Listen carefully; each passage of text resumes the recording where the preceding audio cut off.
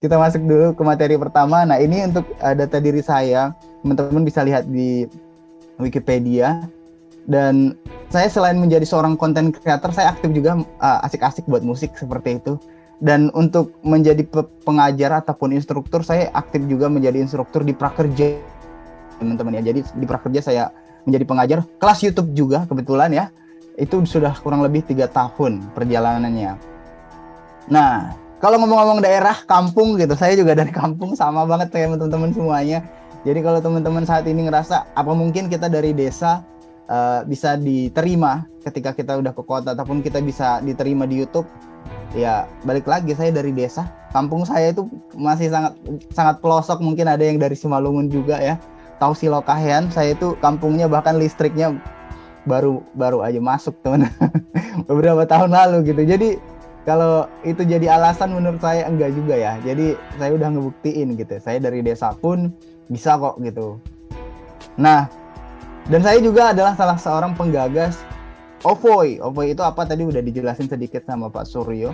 OVOI itu adalah gerakan yang bertujuan untuk mencetak anak muda menjadi agen pembangun daerah yang mengangkat kebudayaan, produk lokal, dan wisata desa. Misinya itu mencetak satu YouTuber satu desa. Gimana saya bisa ataupun kita bisa membangun ataupun menciptakan satu kreator di setiap desanya nanti, dan mereka bertugas untuk mempromosikan desanya juga. Missionnya itu teman-teman. Nah, balik lagi ya. Saya juga instruktur di YouTube, konten creator juga, dan alhamdulillah saat ini saya sudah menggerakkan sebuah gagasan, yaitu mencetak satu desa satu YouTuber. Nah, jadi kurang lebih ini perjalanan apa yang saya lakukan ataupun background latar belakang saya selama ini. Nah, kita masuk langsung ya teman-teman ya. Kalau mengelola channel YouTube, haruskah orientasinya gaji dari YouTube? Kurang lebih itu kalau kita analogikan gitu ya teman-teman. Ini kurang lebih seperti ini. Kita punya channel, langsung nerima uang. Nah, apa ini salah gitu ya? Sebenarnya gak ada yang salah juga dengan dream ataupun cita-cita teman-teman sekalian punya channel YouTube langsung punya uang. Tapi kalau teman-teman ternyata udah buat channel YouTube tapi nggak dapat uang, nah disitulah patah hatinya teman-teman ya. Nah, ini yang harapannya teman-teman bisa antisipasi sebagai kreator ataupun sebagai YouTuber, apalagi yang masih pemula ya. Mungkin mimpinya itu, saya buat channel YouTube bisa beli motor, bisa dapat silver play button gitu ya. Nggak ada yang salah. Cuman kalau teman-teman gagal, nah disitulah nanti teman-teman ngerasa kayak, ini saya udah effort nih, udah kerja keras tapi nggak dapet. Nah, yang teman-teman salahkan apa? Platformnya. Nah, itu yang harusnya kita belajar dulu bagaimana YouTube itu berperan dan bagaimana harusnya kita memanfaatkan YouTube ini, teman-teman. Nah, saya punya ada 8 Pak Suryo, 8 rahasia. Nah, jadi ada 13 channel yang saya kelola. Saya pakai 8 tips ini.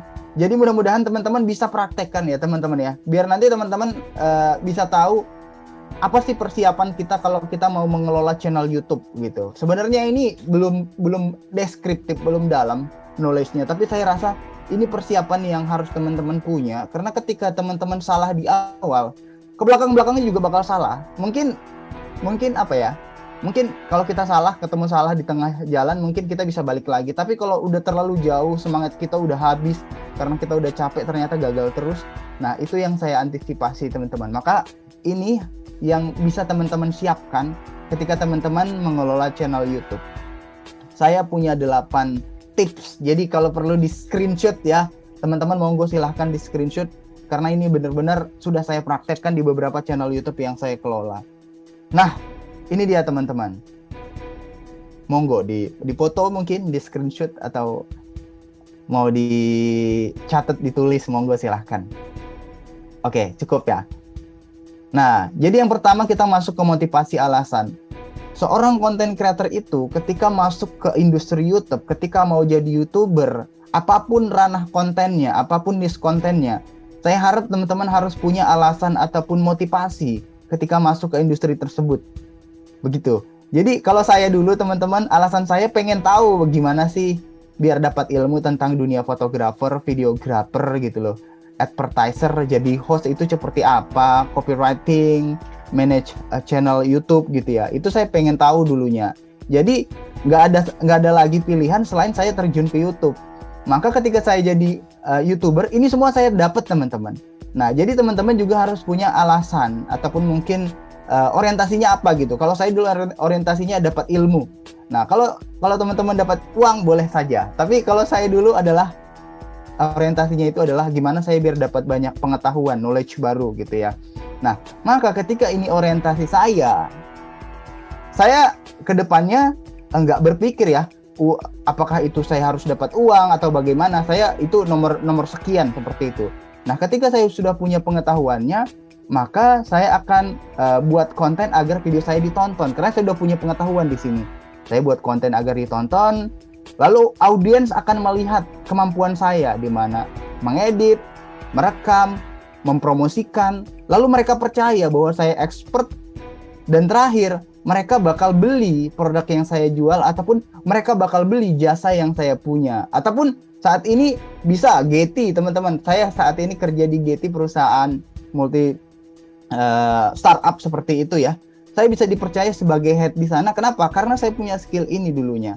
Nah, itu teman-teman. Jadi kalau kita mau punya channel YouTube, nggak muluk-muluk kita itu pengen dapat uang dulu. Kita tahu dulu di mana nih kemampuan kita dan kita kuasai, dan berikutnya nanti akan seiring berjalannya waktu kita bisa mendapatkan cuan tentunya. Jadi jangan langsung mikir apakah bisa dari AdSense. Bisa aja teman-teman. Saya pertama kali gajian dari AdSense itu $5.000, tapi saya merasa kayak itu apa ya?